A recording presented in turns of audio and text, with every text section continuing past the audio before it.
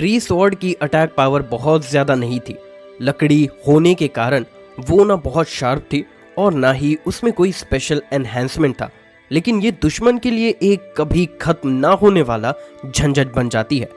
जैसे ही ये जमीन को छूती है, ये तेजी से फैलती है, पूरे शहर को वाइन्स से ढक देती है। इसकी मोटी फाइबर वाली बॉडी इसे जबरदस्त डिफेंस और सेल्फ हीलिंग देती है, खासकर उन म्यूटेंट्स के खिलाफ जो शार्प वेपन्स पर डिपेंड करते हैं। इसकी कमजोरी सिर्फ आग है, लेकिन किल्डॉन फायर वाला नहीं है, इसीलिए लैंसलॉट ने ट्री स्वॉर्ड के जरिए सिर्फ गैप को कवर नहीं किया, बल्कि उसे एडवांटेज में बदल दिया। अब गेम पलट चुका था। लैंसलॉट ने ट्री स्वॉर्ड उठाया और ऑगवेन को बॉडी पर लेकर किल्डॉन पर अटैक शुरू कर दिया। ट्री स्वॉर्ड लैंसलॉट की पावर सोखकर जमीन पर फैलने लगा। मोटे मोटे वाइन्स जमीन में मिलकर ग्रीन ड्रैगन जैसे दिख रहे थे। किल्डॉन ने एक ही वार में कई वाइन्स काट दिए, लेकिन वो फिर उग गए। जब तक जमीन है तब तक ये बढ़ते रहेंगे। लैंसलॉट इस जंगल में फुर्ती से मूव कर रहा था, जबकि किल्डॉन को बार बार वाइन्स रोक रहे थे। जैसे ही दोनों की तलवारें टकराईं, वाइन्स ने किल्डॉन की तलवार को जकड़ लिया। लैंसलॉट का अटैक रुक नहीं रहा था। अब उसकी ट्री स्वॉर्ड इतनी बड़ी हो चुकी थी कि किल्डॉन की तलवार के बराबर दिखने लगी। वो बार बार वाइन्स काट रहा था, लेकिन हर बार नई वाइन सूख जाती। कुछ ही देर में उसके हाथ पैर वाइन्स से बंध गए। किल्डॉन ने अपनी पूरी ताकत झोंक दी और एक ब्लास्ट से आसपास की हजारों वाइन्स उड़ा दी। लैंसलॉट भी उछल गया, लेकिन कुछ ही सेकंड्स में फिर से चारों ओर वाइन्स की आवाजें गूंजने लगी। अब वो उठकर भागना चाहता था। केओस भी जीत गया तो मैं कैसे हार सकता हूँ, लैंसलॉट चिल्लाया। उसने हाथ उठाया और जैसे वर्ल्ड को कमांड दे दी हो, वाइन्स ने आसमान की ओर हमला कर दिया। किल्डॉन को हवा में ही वाइन्स ने जकड़ लिया और नीचे खींचने लगे। लैंसलॉट वाइन पर चढ़कर आगे बढ़ा। ये उसका परफेक्ट मूवमेंट था।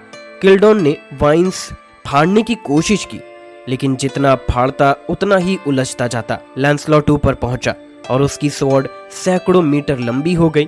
उसने पूरी ताकत से किल्डॉन पर स्वॉर्ड गिरा दी। किल्डॉन जमीन पर गिरा और वाइन्स में डूब गया और वो कभी नहीं निकल पाएगा। लैंसलॉट हंसता हुआ नीचे आया।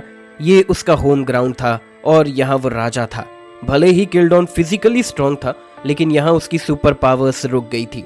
आखिरकार आधे घंटे की लड़ाई के बाद लैंसलॉट ने उसका काम खत्म कर दिया। पूरा इलाका ग्रीन प्लांट से भर चुका था। किल्डॉन की बॉडी सैकड़ों ट्रीज में फंसी हुई थी। सिर्फ उसका चेहरा दिख रहा था। उसके शरीर से निकला खून स्वॉर्ड इन ट्री पी रहा था। लैंसलॉट जमीन पर बैठा, स्वॉर्ड गाड़ कर थका हुआ सांस ले रहा था। वो लगभग टूट चुका था, पर जीत मिली थी। अब अगर वो किल्डॉन की एनर्जी सोख ले तो वो शायद ब्लैक चैरियट लेवल तक पहुंच सकता है।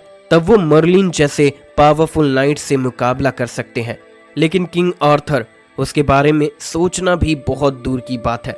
वहीं दूसरी तरफ जैंगी वर्सेस सैम्बामू और लैंसलॉट वर्सेस किल्डॉन, दोनों लड़ाई में ह्यूमन साइड जीत चुकी थी। इससे नैश किंगडम के बाकी जनरल्स पर भारी दबाव आ गया था। अब सबसे खतरनाक लड़ाई थी लाई और जियांगजू की। लाई एक फायर टाइप एलियन जिसकी पंच में एक्सप्लोजन पावर होती है। उससे ज्यादा खतरनाक कोई नहीं। लेकिन जियांगजू जो तांत्रिक शक्ति से ब्लेस्ड था, उसकी हीलिंग लगातार मिल रही थी। दोनों एक दूसरे से बराबरी पर भिड़े हुए थे। पूरा शहर तबाह हो चुका था।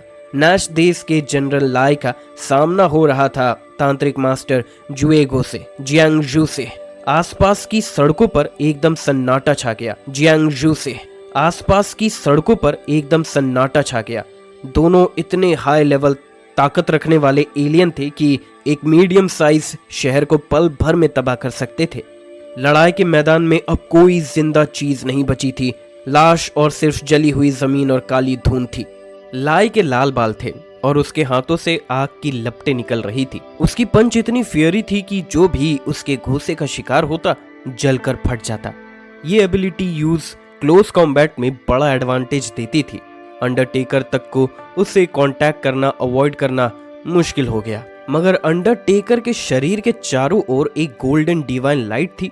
उसकी पावर थी इमोर्टल गोल्डन बॉडी जो उसे सुपरनैचुरल डैमेज से बचाती थी। लेकिन लाई के लगातार हमलों से वो डिफेंस स्पीड डगमगाने लगी थी। लाई ने सामने खड़े छोटे से साधु को देखा और हंसते हुए बोला, तुम्हारे अंदर थोड़ी बहुत पावर है, लेकिन मुझसे बहुत पीछे है। तेरा गोश्त बहुत टेस्टी होगा, चिंता मत करो, तू जल्द ही मेरे पेट में होगा। वो पल में गायब हो गया और अंडरटेकर के पीछे प्रकट हुआ। साथ ही उसके साथ आया एक फियरी स्टॉर्म। उसका विशाल घूंसा अंडरटेकर के सर की ओर बढ़ा, लेकिन अंडरटेकर ने पलटकर अपना हाथ उसके फायर पंच से टकरा दिया, मगर वो उसका पावर एब्जॉर्ब नहीं कर पाया। रेड एनर्जी ने उसके हाथ को पकड़ लिया और एक जोरदार धमाका हुआ। अंडरटेकर दूर जाकर गिरा, उसका एक हाथ जलकर काला पड़ गया, लेकिन उसने तुरंत भगवान का नाम लेकर हीलिंग शुरू कर दी। शांगजा टेम्पल की शक्ति से उसका हाथ फिर से ठीक होने लगा। उसे इंस्टेंट मारना ही एकमात्र तरीका था उसे रोकने का, मगर लाई के लगातार एक्सप्लोजिव पंचेस ने उसे परेशान कर दिया था। अंडरटेकर के पास दूर से हमला करने की एबिलिटी ज्यादा नहीं थी, उसे बार बार क्लोज कॉम्बैट में आना ही पड़ता था, जिससे वो रेड एनर्जी से बार बार जख्मी हो रहा था। लाई ने ये सब देखा और उसकी आंखों में खुशी और ज्यादा बढ़ गई। तेरे जैसे हीलिंग वाले अपोनेंट को तो मारने में और मजा आता है, उसने कहा, और फिर से हमला शुरू कर दिया। उसके पंचेस अंडरटेकर के चारों ओर घूम रहे थे। लिक्विड जैसे एनर्जी लिपट जाती है और फिर ब्लास्ट करती है। अंडरटेकर को बार बार झेलना पड़ रहा था। उसके अंदर फ्रस्ट्रेशन बढ़ने लगा। वो सोच रहा था, जो आदमी तांत्रिक शक्ति में सबसे ऊपर है, जो किंग गेजार का रीइनकार्नेशन है, वो एक जनरल को नहीं हरा पा रहा, ऐसे में डीमन एबिस को कैसे हराएगा। लाई ने उसकी आंखों में वो निराशा देखी और जोर से हंसने लगा। अब तू डिस्पेयर समझेगा चूहे। लगातार पंचेस अंडरटेकर पर बरसने लगे, जैसे कोई मशीन काम कर रही हो। आखिरकार अंडरटेकर ने ठान लिया, अब छुपने का कोई फायदा नहीं, टक्कर लेना ही पड़ेगा। देखते हैं कौन ज्यादा टिकता है। उसका पूरा शरीर मोल्टन गोल्ड जैसे चमक उठा। उसकी गोल्डन बॉडी ने उसे विशाल ताकत दे दी। एक पंच में दोनों का सीधा कोलाइजन हुआ। इतनी एनर्जी की दोनों पीछे उछल गए। लाई को तभी थोड़ा शौक लगा, ये चूहा तो सच में स्ट्रांग है, उसने बदबदाते हुए कहा। तभी रेड एनर्जी ने फिर से अंडरटेकर की बाजू में धमाका कर दिया। वो फिर से बुरी हालत में था, बिना कपड़ों के लड़ाई कर रहा था, लेकिन आसपास कोई नहीं था जो देख पाता। लाई हंसते हुए बोला, आज तो बड़ा मजा आया, चल इसे कंटिन्यू करते हैं। लाई और जियांगजू की लड़ाई बेहद बेरहमी की थी। अंडरटेकर में ताकत तो थी, मगर असली जंग में उसका अनुभव बहुत कम था। कोलोसियम में सिर्फ ताकत नहीं, चालाकी और स्ट्रैटेजी भी जरूरी होती है। लाई के मुकाबले उसका अनुभव बहुत छोटा था। अंडरटेकर ने पूरी कोशिश की ताकत दिखाने की, मगर साफ था कि वो और लाई एक लेवल पर नहीं थे। लाई ने उसे जैसे सैंडबैग समझ लिया था। उसके पंचेस लगातार अंडरटेकर के शरीर पर गिरते जा रहे थे, जैसे कोई मशीन चल रहा हो। अंडरटेकर थककर मोमबत्ती की लहू जैसे डगमगाने लगा। वो आखिरकार जमीन पर गिर गया और एक हाथ उठाकर भगवानों से शक्ति मांगने की कोशिश की, मगर एनर्जी आते ही बिखर गई। उसका शरीर अब सेंचुरीज ओल्ड फ्यूनरल टेक्निक सहने के काबिल नहीं रह गया था। तभी लाई की विशाल परछाई उस पर पड़ी। उसके लाल बाल लपटों जैसे थे। अंडरटेकर को तांत्रिक ग्रंथों के रहस्य याद आ गए। तू अच्छा लड़ा, मगर मरने के काबिल है, कहते हुए लाई ने एक पंच उसके सर पर मारा और अंडरटेकर का सर फट गया। तांत्रिक फ्यूनरल मास्टर नैश देश के जनरल लाई के हाथों मारा गया। लाई ने देर न करते हुए उसकी लाश को 2 उंगलियों से उठाया और अपने मुंह में डालकर चबाते हुए निगल गया। एक जबरदस्त एनर्जी उसके शरीर में दौड़ गई। उसका जायंट जैसा शरीर 5 से 6 मीटर बड़ा हो गया। वो खुश हो उठा, अब नैश देश में कोई मुझे टक्कर नहीं दे सकता। उसने होली स्पिरिट टेम्पल की ओर देखा और बोला, अब मैं सबसे ताकतवर हूँ। राजा बूढ़ा हो चुका है, शासन अब काबिल लोगों का हक है। और फिर एक जोरदार जंप से वो मंदिर की तरफ पहुंचा। वहां प्रिंस एलेटॉन सैक्रिफिशियल स्पिरिट एब्जॉर्ब करने वाला था, मगर लाई ने उसका गला मरोड़ दिया और क्रिस्टल को छूने ही वाला था। पर तभी सीन बदला। अंडरटेकर शांत खड़ा था। उसका जला हुआ हाथ धीरे धीरे रीजनरेट हो रहा था। सामने लाए अभी भी अटैकिंग पोस्चर में खड़ा था, मगर उसकी आंखें काली थी। असल में ये सब एक इल्यूजन था। तंत्र के अनुसार इंसान की 6 इंद्रियों को कंट्रोल करके दूसरों को भ्रम में डाला जा सकता है। अंडरटेकर की एबिलिटी थी सिक्स सेंस डस्ट रिकॉग्निशन। उसने लाय की ललसा का फायदा उठाकर उसे एक फैंटेसी में फंसा दिया। इस इल्यूजन में लाय को वो सब मिला जो वो चाहता था, पावर, मर्डर, डोमिनेशन, और इस खुशी में वो खुद ही खो गया। मगर यहीं ये इल्यूजन खतरनाक बन जाता है। ज्यादातर लोग इसमें रहना पसंद करते हैं। अंडरटेकर ने अपने हाथ को देखा और बोला, अगर तंत्र का आशीर्वाद ना होता तो शायद मैं ये जंग हार गया होता। कुछ वज्रा गार्डियंस बाहर आए और बोले, हम उसे मार डालते हैं। मगर अंडरटेकर ने रोका, नहीं, अभी उसे मारना खतरनाक है। हो सकता है वो जाग जाए और इल्यूजन टूट जाए, तब उसे दोबारा कंट्रोल करना नामुमकिन होगा। अगर कोई इल्यूजन पहचान ले तो उस पर दोबारा ये टेक्निक काम नहीं करती। तो फिर हम क्या करें? एक मॉन्क बोला। अंडरटेकर बोला, उसे यहीं छोड़ दो।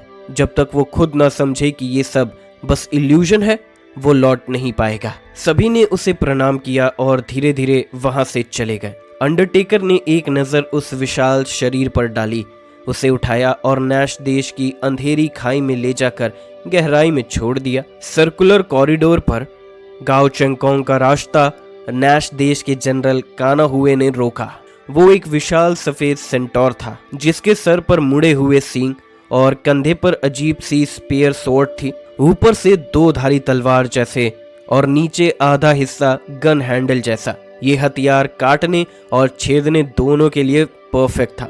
वैसे भी 10 मीटर लंबे उस दैत्य जैसे सेंटोर के हाथ में कुछ भी हो, तबाही तय थी। गाओ चेंगकोंग और उसके 2 साथी वहीं रुक गए। बस एक नजर में ही भारी दबाव महसूस हुआ। उसकी आंखों में री इनकारनेशन मार्क घूमने लगा और कुछ पल में ही उसने कहा, तुम दोनों चले जाओ, ये दुश्मन तुम्हारे बस का नहीं। लेवल की लड़ाई में सिर्फ वही शामिल हो सकते हैं जिनकी एबिलिटी स्पेशल हो। बाकियों का मतलब सिर्फ कैनन फोल्डर बनना है। गाओ चेंगकोंग के साथ ही गुमान और चाओजेंग बिना सवाल किए पीछे हट गए। काना हुए अपनी भारी लास्ट लेकर धीरे धीरे गाओ चेंगकोंग की ओर बढ़ा। उसके घोड़े के खूर कॉरिडोर पर गूंजने लगे। होली स्पिरिट टेम्पल पर नजर डालना बहुत बड़ी हिम्मत है, उसने कहा। कब से बिना बालों वाले चूहों में तुम जैसे पैदा होने लगे? उसका स्वर शांत था, जैसे कोई देवता न्याय कर रहा हो। गाओ चेंगकोंग मुस्कुराया। जब से ताकत को ही गॉड मान लिया गया है, तब से हर कोई भगवान बन जाता है। उसके पीछे रस्सियों से बने स्टोन सर्कल उभरने लगे। हेवनली डांस फील्ड, एक गोल्डन रूम से निकली सनसील नाम की तलवार, दूसरा बना अला सील, एक सुनहरी आर्मर, और तीसरा मेडिटेशन सील उसकी आंखों में उभर गया। ये आखिरी मार्क उसे भविष्य की संभावनाएं डिड्यूस करने की ताकत देता है। एक्यूरेसी थोड़ी कम लेकिन कवरेज ज्यादा। जैसे ही उसकी ताकत पूरी हुई, काना हुए ने हमला कर दिया। उसकी स्पीड इंसानी आंखों से तेज थी। गाओ चेंगकोंग बस अपनी डिडक्शन की वजह से बच पाया। उसका एक वार गाओ चेंगकोंग की आर्मर पर लगा और एक काली तलवार की लहर कॉरिडोर में 1000 मीटर तक फैल गई। गाओ चेंगकोंग चौंका। कम से कम 20,000 पॉइंट्स की एबिलिटी इंडेक्स है इसका, जबकि मेरी सिर्फ 17,000 है। फिर भी उसने हार नहीं मानी। पीछे से हमला किया और सनसील तलवार से उसकी कमर पर वार किया। मगर काना हुए ने अपनी हेवंस गेट नाम की एबिलिटी एक्टिवेट की। स्पेस डिस्टॉर्ट हुआ और गाओ चेंगकोंग का हमला गायब हो गया। फिर अचानक वापस लौटा उसी पर वार करने। गाओ चेंगकोंग ने अपनी तलवार से ब्लॉक किया, लेकिन जोरदार झटका खाकर दूर जा गिरा। हेवंस गेट से काना हुए किसी भी हमले को मोड़ सकता था और उसी फीडबैक से दुश्मन को पलट कर मार सकता था। अब यह लड़ाई सिर्फ ताकत की नहीं बल्कि समझदारी और भविष्य की प्रिडिक्शन की जंग थी। काना हुए की एबिलिटी जैंगी जैसी दिखती है, लेकिन असल में अलग है। जैंगी का एलियन स्पेस कुछ अटैक्स को सोख कर वापस भेजता है, मगर काना हुए का हेवंस गेट हर अटैक के स्पेस को डिस्टॉर्ट कर देता है, यानी कोई भी हमला उस तक पहुंच ही नहीं सकता। गाओ चेंगकोंग ने जेन सील की डिडक्शन से ये सब जाना। ये एबिलिटी डरावनी थी। अगर दुश्मन को छू भी ना सको तो जीतने की उम्मीद कैसे करोगे? और ऊपर से काना हुए की ताकत उससे कहीं ज्यादा थी। वो नैश किंगडम का सबसे ताकतवर जनरल था। काना हुए ने कोई मौका नहीं छोड़ा। वो फिर से गाओ चेंगकोंग पर टूटा। उसका काला तलवार ऊर्जा आसमान को चीरती सी गई। इतनी प्रेशर से गाओ चेंगकोंग की आर्मर बस स्पर्श में ही टूटने लगी। गाओ चेंगकोंग के पास कोई जैंगी या लैंसलॉट जैसा मददगार नहीं था। ये लड़ाई बस उसकी अपनी थी। हर बार काना हुए ऐसे झपटता जैसे कोई मिथोलॉजिकल डेथ गॉड हो। उसकी हर स्ट्राइक शरीर पर फाड़ देने वाली थी। गाओ चेंगकोंग ने अब हमला करना बंद कर दिया, सिर्फ लगातार डिड्यूस करता रहा, क्योंकि जो भी अटैक काना हुए की टेरिटरी में आता वो उसी पर पलट कर आ जाता। कोई भी परफेक्ट नहीं होता, कहीं ना कहीं कमजोरी जरूर होती है, गाओ चेंगकोंग ने खुद से कहा। लेकिन बार बार डिडक्शन करने पर भी वो कोई कमजोरी नहीं ढूंढ पाया। काना हुए हर एंगल से परफेक्ट था। उसकी स्पीड, पावर, बॉडी सब गाओ चेंगकोंग से कहीं ज्यादा ऊपर लेवल पर। उसका ब्रेन खुद कह रहा था जीत की पॉसिबिलिटी शून्य। तभी गाओ चेंगकोंग ने हेवनली डांस व्हील का एक नया रूल एक्टिवेट किया, सील ऑफ डिस्ट्रक्शन। ये शक्ति शिव के तांडव से जुड़ी थी और इसे यूज करना मतलब खुद को भी नुकसान देना। गाओ चेंगकोंग ने बिना हिचकिचाए एक्टिवेट किया। उसका ब्लड स्पीड पकड़ने लगा और हर सेल एक्टिवेट हो गया और दिमाग से सुपर फास्ट डिडक्शन शुरू हो गया। हजारों बार फेल होने के बाद आखिरकार उसे एक ट्रेस मिला, जैसे कोई डूबता इंसान तिनका पकड़ ले। अगले ही अटैक में उसने चौंकाने वाला कदम उठाया। वो सीधा नीचे एबिस में कूद गया। काना हुए ने सोचा भागना चाहता है, ऐसा नहीं होगा, और उसके पीछे छलांग लगा दी। हवा में चलकर बिना पंखों के गाओ चेंगकोंग ने अपने टैक्टिकल बैकपैक से फ्लाइट व्हीकल यूज किया और सीधा नैश किंगडम के सबसे नीचे के स्लम्स की ओर उड़ चला। काना हुए ने जब दिशा देखी उसका दिल धड़क उठा, क्योंकि गाओ चेंगकोंग वहीं जा रहा था जहां से काना हुए आया था, नीचे के अंधेरे स्लम से। नैश की बनावट लेयर्स ऑन लेयर है, जितना नीचे उतना दूर अपर क्लास से। काना हुए वहीं पैदा हुआ था और मेहनत से ऊंचाई तक पहुंचा था। वो गरीबों के लिए दिल से दया रखता था, यही उसकी इकलौती कमजोरी थी। गाओ चेंगकोंग जानता था कि वो काना हुए को ब्लैकमेल नहीं कर सकता, लेकिन दिल में जो दरार होती है वहीं से रास्ता खुलता है। जैसे ही वो डेस्परेट जोन में लैंड किया, सूक्तशा उसने कई हाई एक्सप्लोजिव ग्रेनेड्स हवा में फेंक दिए। आसमान में उजाला छा गया और स्लम्स के लोग चौंक कर बाहर झांकने लगे। इस वक्त काना हुए को अंदाजा नहीं था कि गाओ चेंगकोंग क्या प्लान कर रहा है। उसे लगा कि हार मानकर भाग रहा है, इसीलिए उसके अटैक्स उतने ही खतरनाक बने रहे। हर तलवार आकाश चीरने जैसी लग रही थी।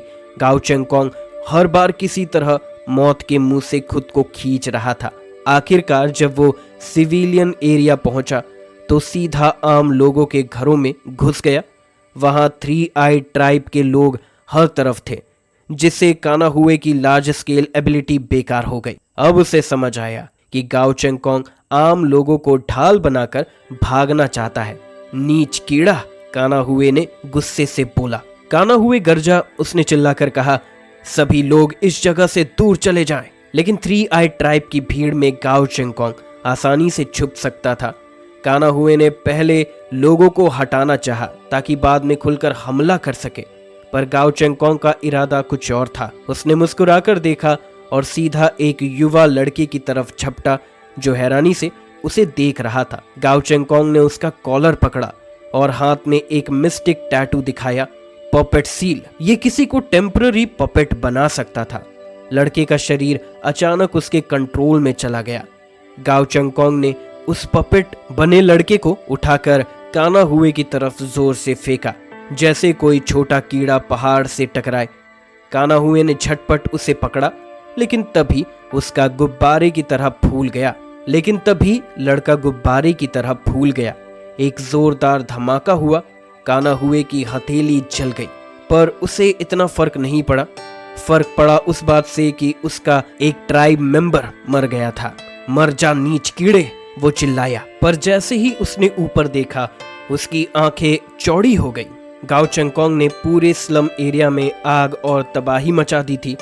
वो छत पर खड़ा मुस्कुरा रहा था और लोगों को आतंक भी लड़का गुब्बारे की तरह फूल गया। एक जोरदार धमाका हुआ, काना हुए की हथेली जल गई, पर उसे इतना फर्क नहीं पड़ा। फर्क पड़ा उस बात से कि उसका एक ट्राइब मेंबर मर गया था। मर जा नीच कीड़े, वो चिल्लाया। पर जैसे ही उसने ऊपर देखा उसकी आंखें चौड़ी हो गई। गाओ चंगकोंग ने पूरे स्लम एरिया में आग और तबाही मचा दी थी। वो छत पर खड़ा मुस्कुरा रहा था और लोगों को आतंकित देखकर काना हुए की ओर देखा। अब काना हुए समझ गया गाओ चंगकोंग भीड़ का यूज कर रहा है उसे रोकने के लिए। गाओ चंगकोंग खुद सीधे आम लोगों की भीड़ में कूद गया। जब तक काना हुए आम लोगों की परवाह करता है वो कुछ नहीं कर सकता। गाओ चंगकोंग लगातार भीड़ में मूव करता रहा और हर किसी पर एक टाइम वेस्ट पपेट मार्क लगा दिया। 1 मिनट के बाद हर मार्क फटेगा और आसपास के सभी लोग मर जाएंगे। वहां खड़े लोग अब चलते फिरते बॉम्ब बन चुके थे। भीड़ में रहने की आदत के कारण लोग एक दूसरे के साथ चिपके रहते थे, जिससे एक बॉम्ब ज्यादा लोगों को ले डूबे। अब देखता हूं तू क्या करेगा, गाओ चंगकोंग हंसा और 2 छोटे बच्चों को उठाकर काना हुए की तरफ फेंक दिया। वो बच्चे जोर जोर से रो रहे थे। अगर उन्हें ना पकड़ा जाता तो मर जाते। काना हुए ने दांत भींचते हुए उन्हें बचाया। उसे पता था कि ये पपेट सील बहुत एडवांस नहीं है और वो इसे ट्रांसफर कर सकता है। उसने वही किया। लेकिन स्लम एरिया में हजारों लोग थे और गाओ चंगकोंग अब हर किसी को बॉम्ब में बदल रहा था। काना हुए गुस्से में कांप उठा। तू शर्म नहीं करता, एक योद्धा होकर ऐसी नीच हरकत, वो गरजा। पर गाओ चंगकोंग को उसकी भाषा समझ नहीं आती थी।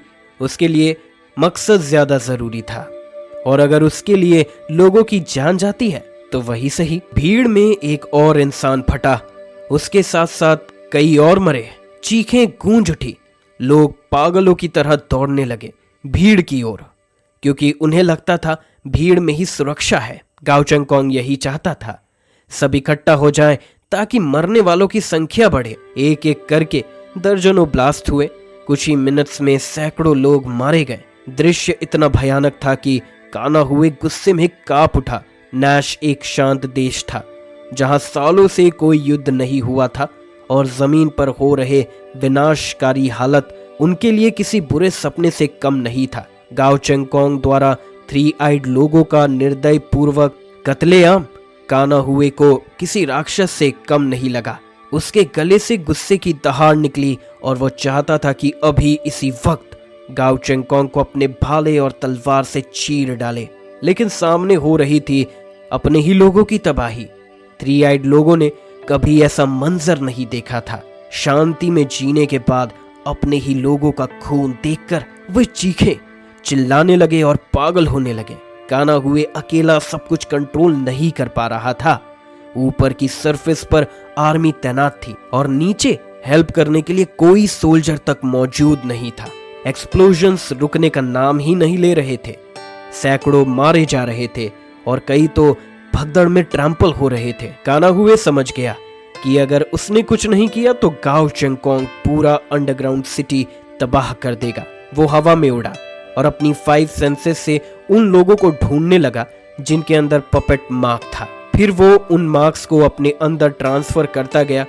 हर बार एक को बचाने की कोशिश में चोटों को खुद सहता गया। गाओ चंगकोंग शैडो से बाहर आया। उसके चेहरे पर 3 आइड लोगों के लिए कोई मर्सी नहीं थी। हम अलग रेस हैं, फिर दया क्यों करे? उनके लिए ह्यूमंस तो खाने जैसे हैं, जैसे ह्यूमंस काव और शिप खाते हैं। अब इस अटैक का क्या जवाब है?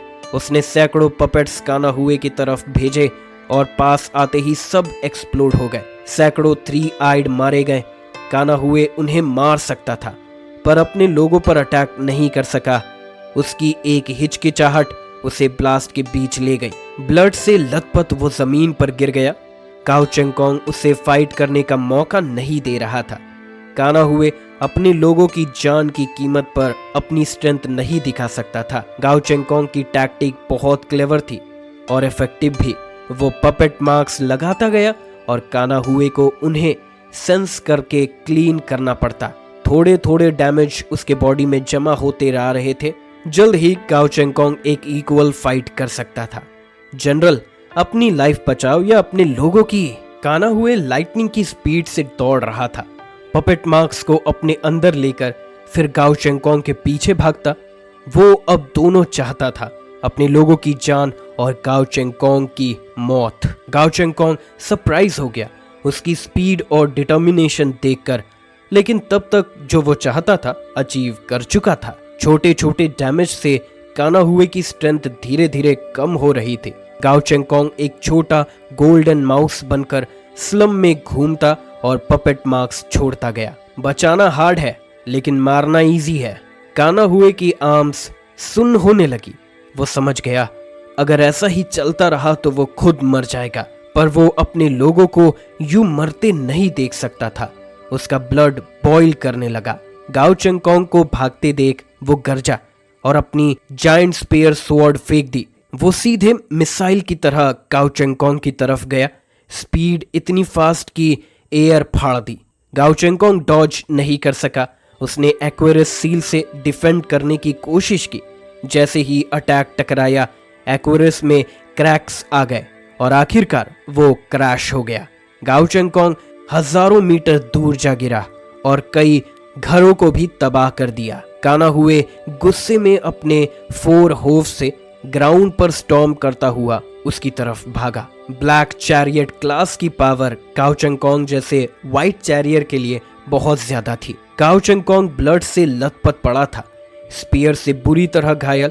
उसने स्पेयर खींच कर निकाला और उसका सूट ऑटो मेडिसिन से उसे हील करने लगा। मॉडर्न मेडिसिन ने उसकी जान बचा ली, पर अगर उसके पास हाईटेक कॉम्बैट सूट ना होता तो ये वार उसकी ताकत छीन सकता था। सोचो, ये हथियार गाओ चेंगकोंग से कई गुना बड़ा था। हल्की सी चूक और वो 2 टुकड़ों में कट जाता। वो बस मौत के किनारे से लौट आया था। गाओ चेंगकोंग ने ऊपर देखा। आंखों में ठंडक और होठों से खून बह रहा था। सेंटोर जैसे विशाल काया के साथ काना हुए उसकी ओर दौड़ रहा था। तब गाओ चेंगकोंग ने फिर से स्लम में छलांग लगा दी। अब गाओ चेंगकोंग ने सारे बंधन तोड़ दिए थे। उसे फर्क नहीं पड़ता था कौन बच्चा है कौन बुजुर्ग, जो भी मिला उसे पपेट मार्क दे दिया। पहले वो काना हुए को भड़काने से डर रहा था, अब वो उसे सबक सिखाना चाहता था। पपेट मार्क 2 काम करता था, एक्सप्लोड और कंट्रोल। गाओ चेंगकोंग ने उन्हें भीड़ में भेजा ताकि काना हुए उन्हें बचा न सके। काना हुए के पहुंचते ही चारों तरफ ब्लास्ट होने लगे। उन 3 आइड लोगों के चेहरे पर कोई भावना नहीं थी। वो मुस्कुराकर फट रहे थे। सैकड़ों मारे गए। गाओ चेंगकोंग को चिंता नहीं थी। नैश में लाखों लोग थे। इतना बेतहाशा कत्ल वो 3 दिन में भी नहीं कर पाया था। काना हुए बार बार दहाड़ रहा था। गाओ चेंगकोंग की क्रूरता देखकर वो पागल हो रहा था। फिर उसने सैम बामू की एनर्जी गायब महसूस की। वो भी 5 जनरल्स में से एक था। काना हुए का दिल कांप गया। क्या सच में ये अनजान लोग 3 आई रेस को खत्म करने आए हैं? उसका ध्यान भटका और उसी पल दर्जनों लोग उसके आसपास आ गए। हर एक पर पपेट मार्क था। चाहे जितना तेज था, खुद को इन धमाकों से नहीं बचा पाया। उसके शरीर पर चोटें बढ़ती जा रही थी और तभी गाओ चेंगकोंग ने एक नई लहर भेज दी। अब काना हुए की आंखें लाल हो गई। उसके शरीर ने खुद फैसला किया। उसने अपने भाले और तलवार से भीड़ को काट डाला। दर्जनों अपने ही लोग मार दिया। काना हुए अंदर से टूट गया। बाकी लोग भी उसे देखकर डर के मारे भागने लगे, जैसे वो कोई शैतान हो। पर उसके पास कोई ऑप्शन नहीं था। अगर वो नहीं लड़ता तो सब मर जाते। गाओ चेंगकोंग मुस्कुराया। चिंता मत करो जनरल, अभी और भी तोहफे बाकी हैं। अब उसने टाइम बॉम्ब्स की जगह पपेट्स को काना हुए के चारों ओर भेजा ताकि वो खुद उन्हें मारे। वो धीरे धीरे उसे घेरने लगा, बेजान आंखों से काना हुए की तरफ घूरते हुए। काना हुए, जो ब्लैक चैरियट लेवल का योद्धा था, अब भागने की सोचने लगा। नहीं, पास मत आओ, मुझे मजबूर मत करो। वो किसी को मारना नहीं चाहता था, ना ही उसके अंदर के मार्क्स को सोख सकता था, पर इसकी झिझक ने उसे हरा दिया। गाओ चेंगकोंग अब आराम से छुपकर उसे देख रहा था और चुपचाप बोला, एक्सप्लोड। चारों तरफ धमाके हुए। काना हुए गेट ऑफ हेवन का यूज भी नहीं कर सकता था, वरना और लोग मरते। अब वो बुरी तरह घायल हो चुका था। आखिरकार उसने ऊपर उड़ने का फैसला किया। मेरा फर्ज है टेम्पल ऑफ होली स्पिरिट को बचाना। उसे लगा कि अगर वो हट गया तो शायद लोग बच जाएंगे, लेकिन गाओ चेंगकोंग को पता था कि वो अगर फुल पावर से लड़े तो काना हुए उसे मार सकता है। इसीलिए उसने हर बार उसे ऐसे हालत में डाला जहां वो अपनी पूरी ताकत नहीं दिखा सके। आसमान में उड़ते हुए भागते पेगासस को देखकर गाओ चेंगकोंग के चेहरे पर एक डरावनी मुस्कान फैल गई। भागो, जितना दूर भाग सकते हो भागो, पर याद रखना मैं यहाँ सबको मार डालूंगा। उसे अब यकीन हो गया था कि नैश कंट्री के सारे टॉप वॉरियर्स पहले ही उनकी टीम द्वारा रोक दिए गए हैं। अब यहाँ उसे रोकने वाला कोई नहीं। उसने गोल्डन होली स्वॉर्ड उठाई और उसका तेज उजाला स्लम की काली गलियों में सूरज की तरह चमका, पवित्र पर जानलेवा। काना हुए कुछ समझ तो नहीं पा रहा था, लेकिन गाओ चेंगकोंग की आवाज और उसकी आंखों में जो नफरत थी वो उसे महसूस हो रही थी। गाओ चेंगकोंग ने बिना रुके अटैक किया। उसका मकसद सिर्फ कुछ लोगों को मारना नहीं था, वो पूरे 3 आइड कबीले का सफाया करना चाहता था। काना हुए गुस्से में चिल्लाया, तुम एक डरपोक हो, आम लोगों की जान लेकर मुझे ब्लैकमेल कर रहे हो। वो गाओ चेंगकोंग की तरफ तेजी से झपटा, अपनी भारी स्पेयर और स्वॉर्ड से जोरदार अटैक किया। जवाब में गाओ चेंगकोंग की सन व्हील स्वॉर्ड की एनर्जी भी टकराई। टकरार इतनी जबरदस्त थी कि दर्जनों 3 आइड लोग मारे गए। काना हुए की आत्मा तक कांप गई। इतने सारे लोग मारे जा रहे थे और वो कुछ नहीं कर पा रहा था। कुछ लोकल लोग भी आकर काना हुए की हेल्प करने लगे, पर वो बहुत वीक थे। गाओ चेंगकोंग को रोक पाना उनके बस की बात नहीं थी।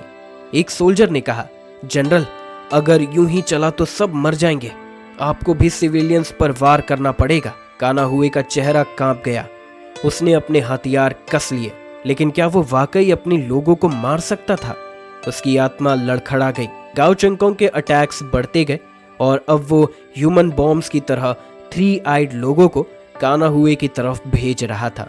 काना हुए की हालत बदतर होती जा रही थी। आखिरकार वो टूट गया। उसने अपने आसपास खड़े सभी 3 आइड लोगों को मारते हुए गाओ चेंगकोंग पर अटैक किया। गाओ चेंगकोंग ने इसे पहले ही भांप लिया था। उसने काना हुए को मजबूर किया कि वो अपने ही लोगों को मारे, ताकि उसका मन टूटे और वो वीक हो जाए। बुरा लग रहा है ना? खुद के लोगों को मारना आसान नहीं होता जनरल, गाओ चेंगकोंग ने स्माइल करते हुए कहा। गाओ चेंगकोंग फिर से भीड़ में छुप गया और अटैक जारी रखा। काना हुए का माइंड अब ठीक से वर्क नहीं कि जबड़े से होते हुए उसके ब्रेन को चीर दिया। काना हुए की बॉडी जमीन पर गिर गई। वो मरा नहीं था, वो खड़ा था, लेकिन उसकी आत्मा जा चुकी थी। गाओ चेंगकोंग खुद भी बुरी तरह इंजर्ड हो चुका था, पर वो स्माइल करता है क्योंकि ब्लैक चैरियट लेवल वॉरियर को हराने के बाद अब उसका रास्ता क्लियर था। सेल्फ रिपेयर फंक्शन ऑन करो, उसने कहा। कॉम्बैट सूट ने उसकी वाउंड्स पर दवाइयां लगाई, ब्लीडिंग रोकने की कोशिश की। थोड़ी देर बाद गुमान और चेन जियाओजेंग वहां पहुंचे और उसकी हेल्प की। फिजिकल इंजरीज तो अब जल्दी हील हो जाएंगी, पर गाओ चेंगकोंग को काना हुए की एसेंस चाहिए थी ताकि वो अपनी सुपर पावर्स फिर से रिचार्ज कर सके, क्योंकि अब उसकी डेस्टिनेशन थी हेवनली टेम्पल। जैंगी मुझसे पहले जीत चुका है, अब वो भी वहां पहुंच जाएगा। मुझे उससे पीछे नहीं रहना है। सैमबामू की एसेंस को एब्जॉर्ब करना काफी तेज था। जैंगी ने एनर्जी ट्रांसफर के जरिए उसकी ओरिजिन पावर अपने शरीर में खींच ली, जिससे उसकी लॉस्ट स्ट्रेंथ जल्दी वापस आने लगी। हालांकि इस एनर्जी को पूरी तरह एब्जॉर्ब कर अपनी पावर बढ़ाने में कई दिन लग सकते हैं। ये एक अजीब लेकिन शानदार एहसास था। जैंगी को अब भी एलियंस की ओरिजिन का पूरा सच समझ नहीं आ रहा था। कुछ प्योर एनर्जी बॉडी जैसे थे, पर बाकी शायद किसी जेनेटिक की तरह थे जो इंसानों के अंदर की बंद ताकतें अनलॉक करती हैं। इसीलिए जैंगी को शक हुआ कि एलियंस की ओरिजिन भी गॉड सोर्स या स्पिरिट ऑफ सैक्रिफाइस जैसी ही कोई चीज है। जब उसने सैम बामू को खत्म किया तब बाकी बैटलफील्ड पर लड़ाई अब भी जारी थी। अब सवाल ये था, क्या वो सीधा होली स्पिरिट टेम्पल पर अटैक करे? पर उसने सोचा कि वहां की सिक्योरिटी बहुत स्ट्रांग होगी, अकेले जाना बेवकूफी होगा। इसीलिए उसने तय किया कि सबके साथ मिलकर हमला किया जाए। सबसे पहले जियांग जू और लाई की लड़ाई खत्म हुई। जैंगी वहां पहुंचा जहां फ्यूनरल मास्टर अपने टीम के साथ टेम्पल की ओर बढ़ रहा था। डोनोर काउंसिल, लगता है आपकी प्रॉब्लम सॉल्व हो गई, फ्यूनरल मास्टर ने कहा। जैंगी मुस्कुराया। आपका भी हाल वैसा ही लग रहा है। असल में जैंगी ने सैम बामू को मारा था, जबकि फ्यूनरल मास्टर ने लाई को बस टेम्पररी सील किया। जैंगी ने गंभीर होकर पूछा, मास्टर, हमें यहाँ आप लाए हो, अब कम से कम इतना तो बताइए कि होली स्पिरिट टेम्पल के बारे में आपको क्या पता है? फ्यूनरल मास्टर ने बताया कि उनके पास बस पुराने बुद्धिस्ट ग्रंथों की जानकारी है। किंग गेजार तक वहां नहीं जा पाए थे और उन्होंने डीमन एबिस को बस छूकर वापस लौटना पड़ा था। जैंगी ने याद किया कि यहाँ इंसानों को जानवरों की तरह रखा गया है। शायद सचमुच नैश कंट्री की हिस्ट्री इंसानों से भी पुरानी है। अब क्या आप सीधा टेम्पल पर अटैक करेंगे? जैंगी ने पूछा। फ्यूनरल मास्टर ने हाथ जोड़कर कहा, अगर हमें अपनी जान भी देनी पड़े फिर भी इस पापी देश को मिटाना होगा। जैंगी ने सोचा, मॉन्क्स में फेथ होता है, पॉलिटिक्स नहीं। तो बेहतर होगा कि पहले इन्हीं से होली स्पिरिट टेम्पल की स्ट्रेंथ का अंदाजा लगाया जाए। वो निकलने ही वाला था कि देजी ने उसे रोक कर कहा, हंटर लॉर्ड, चलिए हम साथ चलते हैं, वहां डेंजर हो सकता है। जैंगी ने सोचा, ये पुराना लोमड़ी तो पीछे ही पड़ गया। देजी ने कहा, हम सब सर्कुलर कॉरिडोर के गेट पर आपका इंतजार करेंगे। जैंगी ने बाकी लोगों को इन्फॉर्म करने का जिम्मा लिया, क्योंकि इतनी तेजी से पूरे देश में ट्रैवल वही कर सकता था। कम्युनिकेशन डिवाइस से उसने जल्दी से knights of the round table से कांटेक्ट किया और लैंसलॉट तैयार हो गया। फिर उसने गुमान से कांटेक्ट किया, जो गाओ चेंगकोंग की गर्लफ्रेंड थी। गुमान अब भी घायल थी और जैंगी पर थोड़ा शक करती थी, लेकिन बात सुनकर उसने भी एग्री कर लिया। अब ये डेमोनिक एबिस का आखिरी चरण शुरू होने वाला था, होली स्पिरिट टेम्पल की ओर अंतिम मार्च। आधा घंटा बीतने के बाद जैंगी की टीम, फ्यूनरल मास्टर के मॉन्क सोल्जर्स, राउंड टेबल के नाइट्स और गाओ चेंगकोंग के साथ आए गरुड़ा लोग उस मुड़ते कॉरिडोर के एंट्रेंस पर पहुंचे। उनके पीछे 3 आई ट्राइब की लाशें इन आउटकास्ट्स को निकालने आए थे, लेकिन जब उनके 4 जनरल्स आ चुके थे तो बाकी कैसे टिक पाते? सीन पूरी तरह से ब्लड शेड से भरा था। लाशों के ढेर, खून की नदियां। बाहर से देखे तो जैंगी और उसके साथियों को बेरहम इन्वेडर्स समझा जा सकता था, लेकिन रेसेस के बीच लड़ाइयां अक्सर सर्वाइवल और लिविंग स्पेस के लिए होती है। यहाँ जस्टिस या इनजस्टिस का सवाल नहीं, बस जंगल का लॉ चलता है। भेड़िए का भेड़ को खाना क्रूर नहीं, जरूरत है। अब यहाँ इकट्ठा हुए लोगों की संख्या भी बहुत कम थी। ज्यादातर सोल्जर्स बैटलफील्ड में मारे जा चुके थे। बचे हुए लोग कैप्टन लेवल से ऊपर के थे। फ्यूनरल मास्टर ने हाथ जोड़कर कहा, मुझे पता है आप सब यहाँ क्यों आए हैं। हम सिर्फ उस थ्रेट को हमेशा के लिए मिटाना चाहते हैं जो हजारों सालों से स्नोई प्लेटू को परेशान कर रहा है, और जो चीज आप लोग चाहते हैं वो भी यही है। तो फिर चलो साथ चलते हैं। जैंगी ने चुपचाप सर हिलाया। अब पीछे मुड़ने का कोई रीजन नहीं था। गाओ चेंगकोंग और लैंसलॉट भी तैयार थे। वो सब उस नैरो स्टोन ब्रिज पर चढ़कर नैश किंगडम के सुप्रीम टेम्पल की तरफ बढ़ने लगे। उन्हें लगा था कि नैश की आर्मी उन्हें रोकने आएगी, लेकिन कोई नहीं आया। शायद नैश कंट्री के लोग भी समझ गए थे, अब नॉर्मल सोल्जर से इन्हें रोका नहीं जा सकता। जैंगी को तभी एक अजीब सा सेंस हुआ, जैसे कोई एंशिएंट बीस्ट उसे घूर रहा हो। ये उसकी टाइम स्पेस इंस्टिंक्ट थी। उसने टेम्पल की तरफ देखा। डेंजर की स्मेल बहुत क्लियर थी। गाओ चेंगकोंग ने पूछा, क्या हुआ? जैंगी ने हल्के तंज में कहा, गाओ चेंगकोंग, कुछ ज्यादा ही फेमिलियर नहीं हो रहे, लेकिन हाँ, ये जगह डेंजरस है। फिर उसने सोचा, ये खतरा क्विंगलिंग माउंटेन के नीचे वाले से कम है, लेकिन 3 आइड क्लैन का प्रेशर ज्यादा इंटेंस है। शायद इस बार नैश कंट्री के जरिए उन्हें अंडरग्राउंड रेस की सच्चाई समझ में आ जाए। होली स्पिरिट टेम्पल के पास पहुंचकर सब रुक गए। टेम्पल बहुत ही मैजेस्टिक था, क्लाउड्स तक जाता था और दरवाजा ही सैकड़ों मीटर ऊंचा। सांगजा टेम्पल के 2 स्ट्रॉन्ग वज्रा वॉरियर्स आगे बढ़े और हैवी डोर्स को पुश किया। दरवाजा धीरे धीरे खुला और सामने व्हाइट लाइट का एक ब्लास्ट हुआ। सबने सावधानी से अंदर देखा, लेकिन कोई अटैक नहीं हुआ। अंदर एक लॉन्ग व्हाइट हॉलवे था, नीचे रेड कारपेट, दोनों तरफ व्हाइट स्टोन पिलर्स जिन पर बहुत ही फाइन डिजाइन्स थे। ध्यान दो, यहाँ एम्बुश हो सकता है, इसीलिए सावधानी से आगे बढ़ो। डेजी ने सबको अलर्ट किया। जैंगी, लियांग यू, अंकल यू और फैटी शू अपने वेपन्स तैयार किए हुए थे।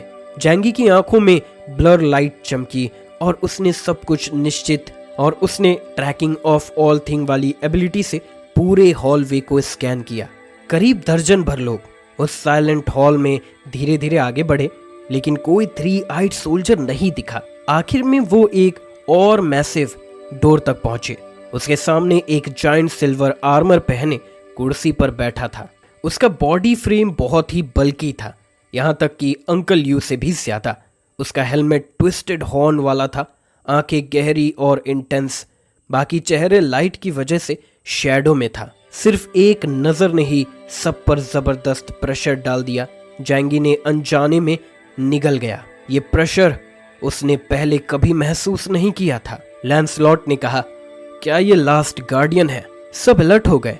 जैंगी के हाथ में व्हाइट आउल और दूसरे में होली सील, जिससे ब्लैक वॉइड फ्लेम्स जल रही थी। गाओ चेंगकोंग की गोल्डन सन स्वॉर्ड और लैंसलॉट की रिक्राफ्टेड स्वॉर्ड ऑफ कॉन्क्वेस्ट दोनों रेडी थे, लेकिन वो जायंट चुपचाप बैठा रहा। फिर उसने धीरे से राइट हैंड उठाया और उनकी ओर पॉइंट किया। गलत टाइम पर आ गए हो, अभी मेरे पास तुम्हें डील करने का टाइम नहीं है, पहले जाओ कहीं शांत हो लो। इतना कहकर उसने चुटकी बजाई और सामने की स्पेस ऐसे डिस्टॉर्ट हुई जैसे कोई फैब्रिक हो। सब उसमें समा गए। नैश किंगडम के 5 महान जनरल्स में आखिरी बबलू ने वॉइड एग्जाइल एक्टिवेट किया। जैसे ही जैंगी और बाकी लोग होली स्पिरिट टेम्पल पहुंचे, अभी सबको होश भी नहीं आया था कि सामने की स्पेस डिस्टॉर्ट हो गई और एक एक करके सभी अलग अलग स्पेसेस पहुंचे। जैंगी ने खुद को एक काली और विशाल पैलेस में पाया। नीचे सफेद पत्थर की चिकनी स्लैब्स थी और चारों तरफ ग्रैंड आर्किटेक्चर, पर लोग गायब थे। लियांग यू, फैटी शू, कोई आसपास नहीं था। Special transfer skill. जैंगी तुरंत समझ गया कि बबलू ने क्या किया है। वो सोचने लगा, क्या ये सबको अलग करके एक एक करके हराने की स्ट्रैटेजी है? उसने कम्युनिकेशन चैनल पर सभी को कॉल किया। Liang Yu, uncle Yu, fatty Shu, सुन पा रहे हो? सब साथ हो या अलग? पर बहुत देर तक कोई रिस्पॉन्स नहीं आया। स्मार्ट सिस्टम ने बताया, मास्टर, यहाँ की मैग्नेटिक फील्ड बहुत यूनिक है, सिग्नल ब्लॉक हो रहे हैं। जैंगी ने भौवें सिकुड़ ली। अब सच में हम प्रॉब्लम में हैं। सब लोग बिखर चुके थे। अगर बबलू ने पहले कमजोरों पर अटैक किया तो एपिसलोन से नीचे वाले एलियंस बच नहीं पाएंगे। अब जैंगी के साथ बस फ्लावर थी और शैडो में जिंगवे वगैरह। उसने तुरंत स्पेस ट्रैवल करने की कोशिश की, शायद दूसरे साथियों को ढूंढ पाए। वो एक ओपन एरिया की तरफ बढ़ा, लेकिन डायमेंशनल डोर के पार सफेद दीवार थी। जैंगी ने जब दीवार को छुआ, एक अजीब बेचैन कर देने वाला एहसास पूरे शरीर में दौड़ गया, कुछ वैसे ही जैसे डोर ऑफ इटर्निटी को छूते वक्त हुआ था, पर अब और भी ज्यादा ठंडा और खतरनाक। वो तुरंत पीछे हट गया। क्या नैश किंगडम ने ऐसे मटेरियल्स बनाए हैं जो सुपर पावर्स को ब्लॉक करते हैं? उसने खुद से कहा। शैडो स्पेस से यांग शिनशिन की आवाज आई। नैश के बिल्डिंग मटेरियल्स बहुत टफ है, खासकर कॉरिडोर वाले, जो एपिसलोन लेवल के अटैक को भी झेल सकते हैं। लू कैरन ने कहा, अगर हम इस मटेरियल को स्टडी करें तो आगे चलकर बहुत काम आएगा। जैंगी ने हिडन ड्रैगन आर्मर से दीवार पर एक वार किया। थोड़ा टुकड़ा गिरा, जिसे उसने शैडो स्पेस में स्टोर कर लिया। रिसर्च के लिए रख लो कैरन, लेकिन अभी जल्दी से अंकल यू और बाकी लोगों को ढूंढना जरूरी है। यांग शिनशिन ने कहा, भाई टेंशन मत लो, अगर मैं गार्डियन होती तो पहले कमजोर लोगों को नहीं मारती। उनके लिए इम्पोर्टेंट सिर्फ एपिसलोन लेवल एलियंस हैं। इसीलिए अगर तुम्हारे ऊपर अटैक नहीं हुआ तो बाकी भी अभी सेफ होंगे। जैंगी थोड़ा शांत हुआ। बात में लॉजिक था। अगर वो गार्डियन होता तो वो भी यही करता। बेस्ट स्ट्रैटेजी के तहत तो क्या हमें यहीं रहना चाहिए और इंतजार करना चाहिए? उसने ऊपर की ओर देखा।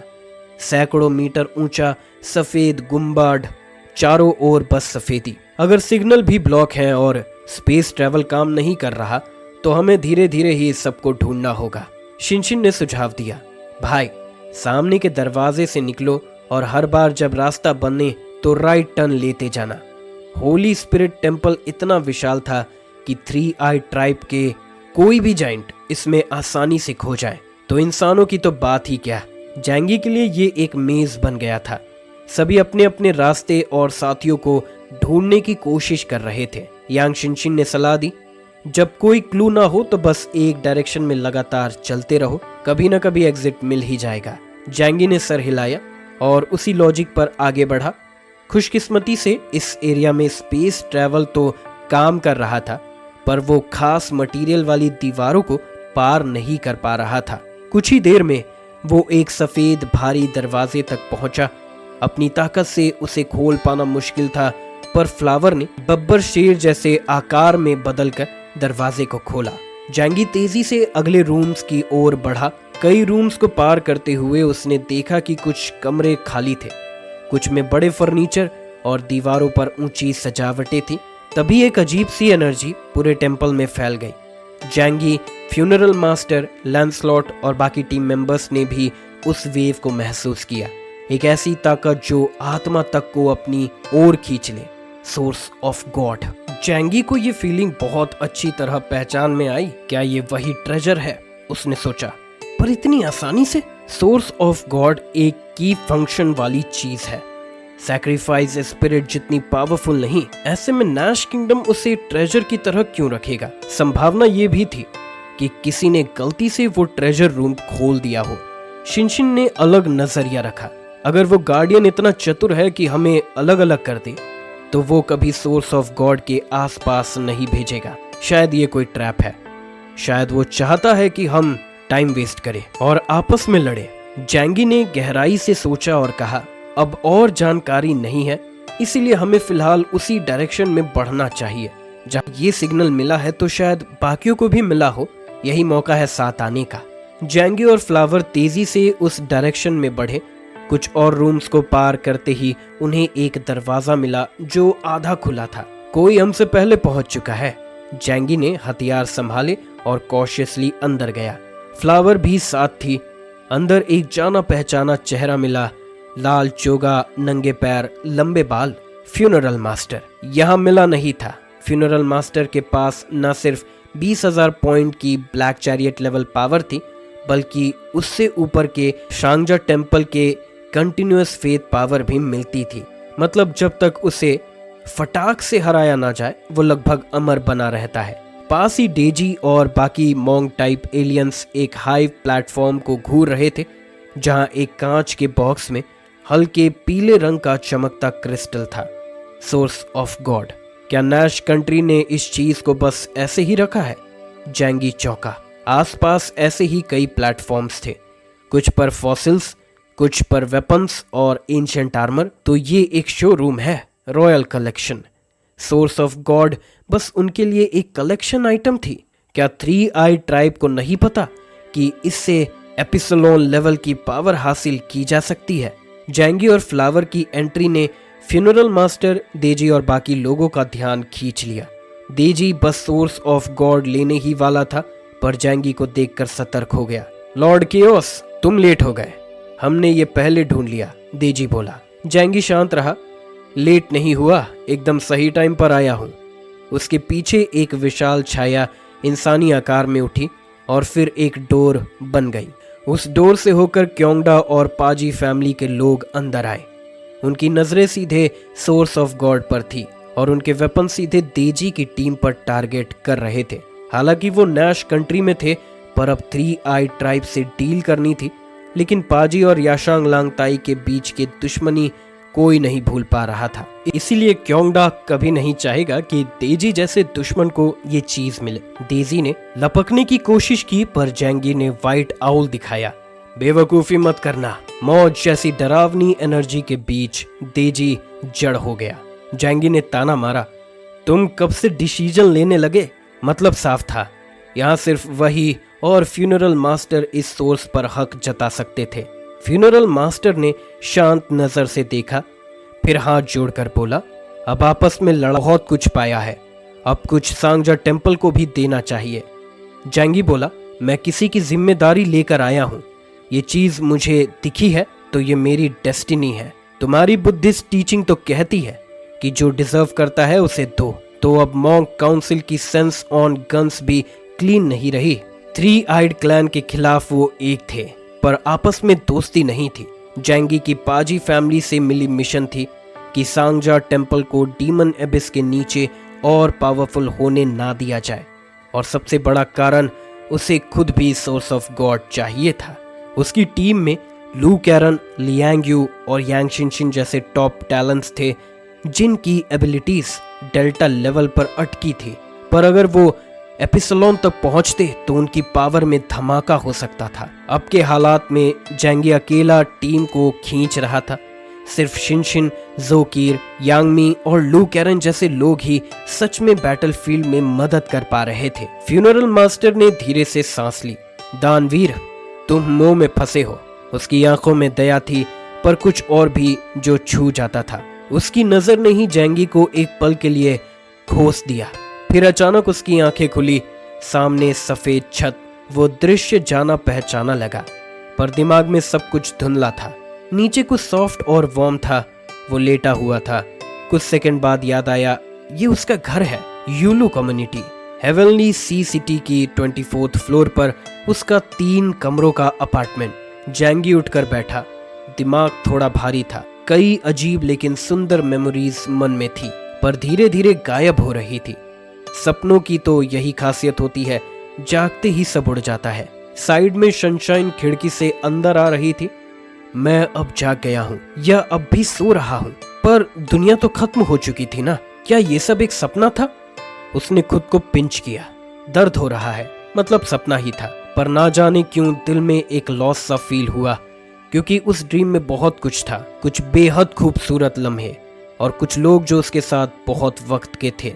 थोड़ी देर तक उलझन में रहा, फिर वो सोफा पर जाकर लेट गया, आंखें बंद की, शायद फिर से वही सपना आ जाए। जब वो अगली बार जगा तो सुबह के 10 बज चुके थे। फोन अलार्म की आवाज ने उठाया। पास की टेबल से अपना मेट 600 प्रो उठाया। हाथ में लेते ही सब फैमिलियर लगा। कॉलर आईडी फैंग यूंकिंग, उसकी गर्लफ्रेंड। उन्होंने 6 महीने पहले रिलेशनशिप शुरू किया था और नेक्स्ट ईयर नेशनल डे के आसपास शादी का प्लान था। हेलो यूकिंग। फोन पर प्यारी सी लड़की की आवाज आई, थोड़े गुस्से के साथ। कब से कॉल कर रही हो? घर पर हो या नहीं? हाँ, घर पर ही हूँ। तो डोरबेल बजाने पर कोई खोल क्यों नहीं रहा? अच्छा, 1 मिनट, अभी खोलता हूँ।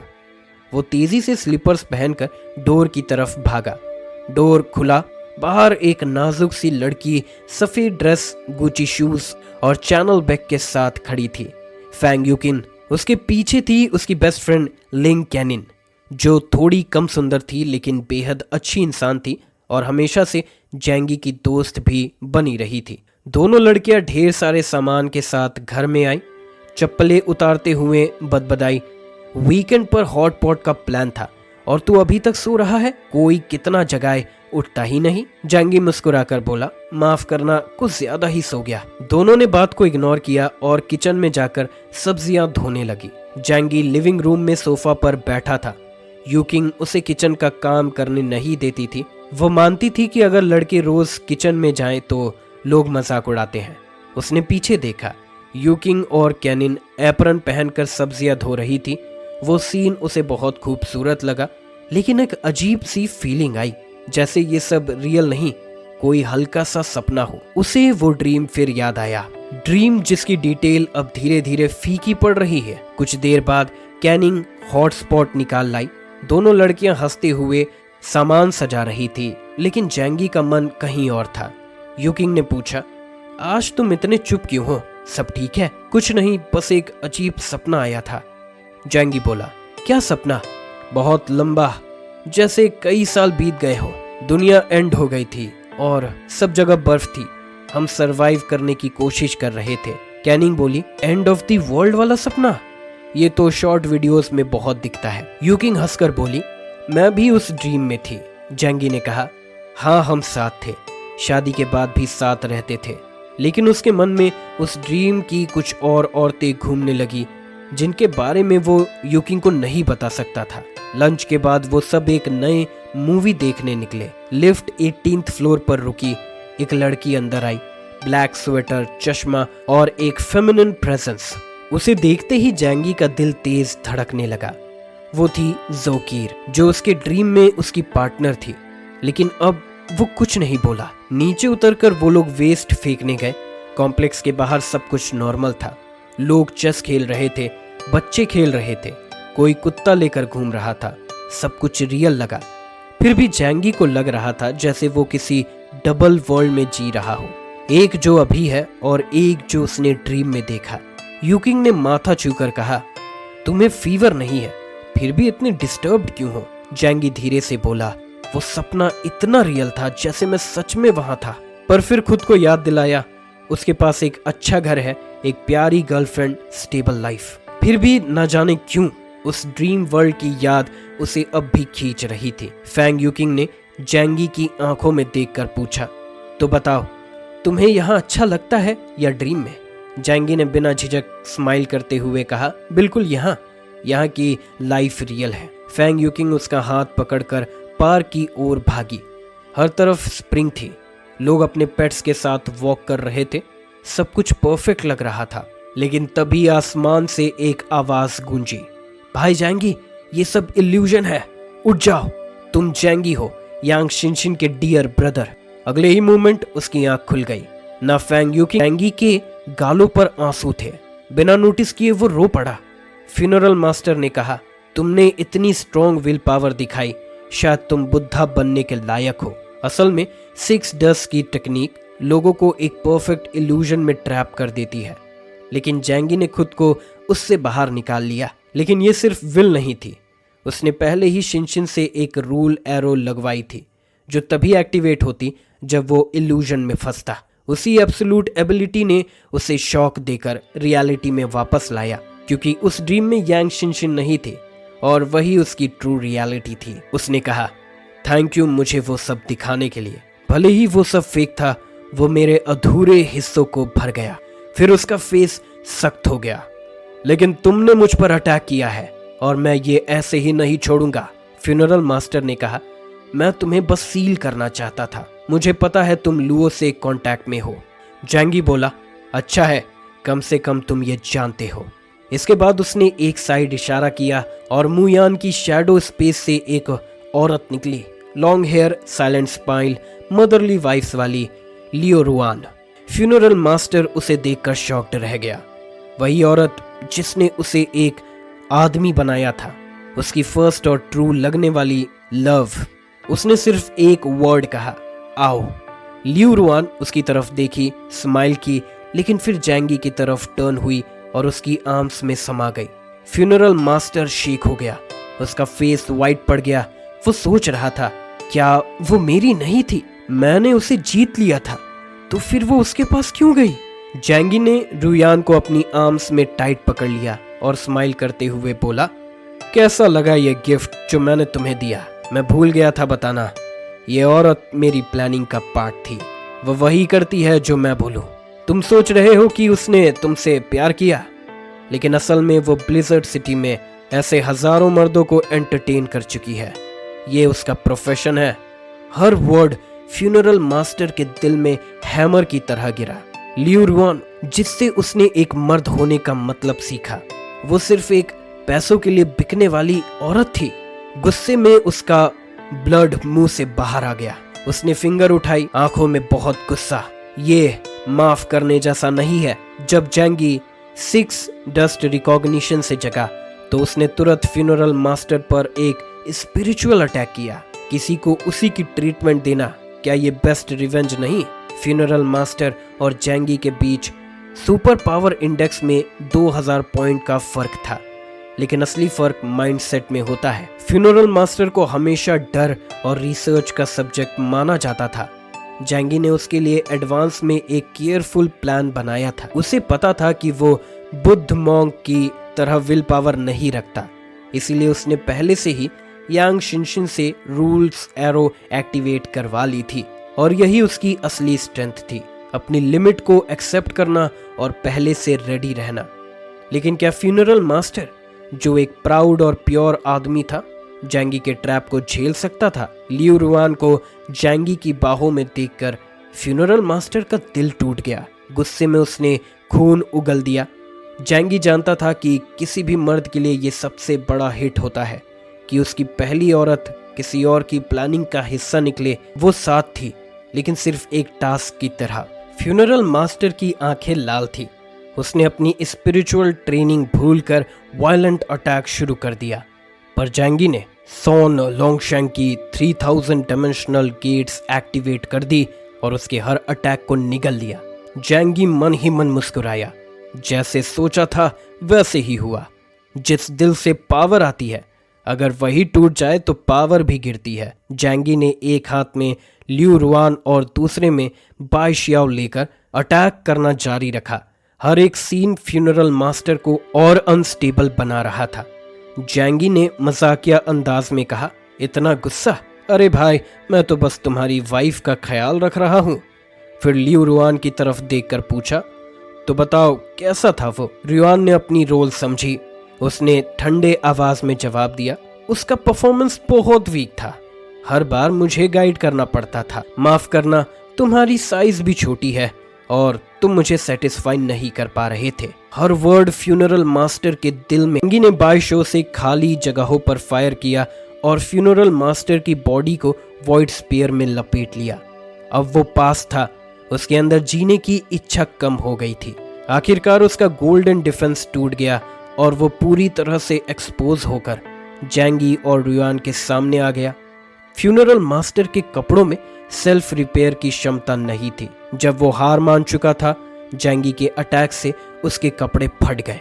लियू रुआन हंस पड़ी। फ्यूनरल मास्टर को होश आया और उसने खुद को देखा, पूरा नंगा। उस पार्ट को देखकर वो शर्म से मर गया। रुआन बोली, इतनी बेइज्जती, जल्दी से उस छोटी चीज को ढक लो। फिर फ्यूनरल मास्टर ने एक भिक्षु के कपड़े फाड़कर खुद को ढका और गुस्से में दहाड़ा, तूने मुझे नीच दिखाया है, अब तू बचेगा नहीं। जैंगी शांत लहजे में बोला, इतना सादा दिल, अब समझा रुआन ने तुझे क्यों नहीं चुना। फिर उसने लगातार उसे मेंटल अटैक से तोड़ना शुरू किया। रुआन तुझसे प्यार नहीं करती, तू एक प्रोस्टिट्यूट से बेवकूफ बना था। क्या तुझे पता है वो तुझसे पहले कितनों के साथ थी? फ्यूनरल मास्टर का मन टूटता गया, उसका शरीर लड़खड़ाने लगा। उसकी अब तक की जिंदगी में किसी ने उसे इतनी बेइज्जती नहीं दी थी। दर्द में उसने आंखें बंद की, फिर बोला। अब उसकी आंखों में सिर्फ मर्डरस इंटेंट था। अब वो सबको मार देना चाहता था ताकि कोई लियू रुआन की सच्चाई ना जान पाए। जैंगी हंसा, तू मुझे मार भी नहीं सकता। फिर फ्यूनरल मास्टर ने आकाश की तरफ हाथ उठाया। फेथ एनर्जी की गोल्डन लाइट उस पर बरसने लगी, लेकिन ये लाइट अब पहले जैसे पावरफुल नहीं रही। जैंगी मन ही मन खुश था, मेरी प्लानिंग काम कर रही है। अब जब फ्यूनरल मास्टर की आत्मा लालच और गुस्से से भर चुकी थी, उसे तांत्रिक आशीर्वाद नहीं मिल सकता था। लेकिन फ्यूनरल मास्टर ने हार नहीं मानी। मैं तुझे मारूंगा और फिर डेमोनिक एबिस के नीचे की जातियों को खत्म करके तांत्रिक आशीर्वाद फिर से हासिल करूंगा। सिक्स कॉन्शियस ने अपना राइट हैंड चेस्ट पर रखा और एक जबरदस्त ताकत उसके शरीर से निकली। भले ही वो अब एक डार्क पाथ पर जा चुका था, लेकिन ब्लैक चैरियट लेवल एलियन की पावर अब भी मौजूद थी। जैंगी को समझ आ गया था, अब असली लड़ाई शुरू हुई है। गोल्डन लाइट ने जैंगी की डायमेंशनल गेट को हिला दिया। एक दरवाजा क्रैक कर गया। जैंगी ने लियू रुआन को शैडो स्पेस में भेज दिया ताकि वो पूरे फोकस के साथ लड़ सके। उसने दोनों हाथों से फायर किया। वॉइड बुलेट्स आसमान से बरसने लगे। फ्यूनरल मास्टर ने फिस्ट से वार किया। गोल्डन लाइट से वॉइड को खत्म करता रहा। प्योर स्ट्रेंथ की लड़ाई में फ्यूनरल मास्टर का पलड़ा भारी था। आखिरकार 20,000 पॉइंट का डिफरेंस कोई मजाक नहीं है। लेकिन तभी जैंगी ने एक खास बॉम्ब से हमला किया जिसमें ट्रांस यूरेनियम था। 60 टन टीएनटी के बराबर विस्फोट। फ्यूनरल मास्टर उछलकर दूर जा गिरा। देजी और क्योंगडा जैसे लोग भी झटकों से दीवारों से टकरा गए। कई लो लेवल स्ट्रेंजर्स सिर्फ शॉक वेव से ही मर गए। यहाँ रुकना मौत बुलाने जैसा है। निकलो, क्योंगडा चिल्लाया। सबने जल्दी से गॉड सोर्स को छोड़कर भागने में ही भलाई समझी। देजी रुका, कुछ कहना चाहता था लेकिन फिर भागने वालों को देखकर खुद भी भाग गया। अब रूम में सिर्फ जैंगी और फ्यूनरल मास्टर बचे थे। ये रूम बैरियर स्टोन से बना था जो इतनी पावर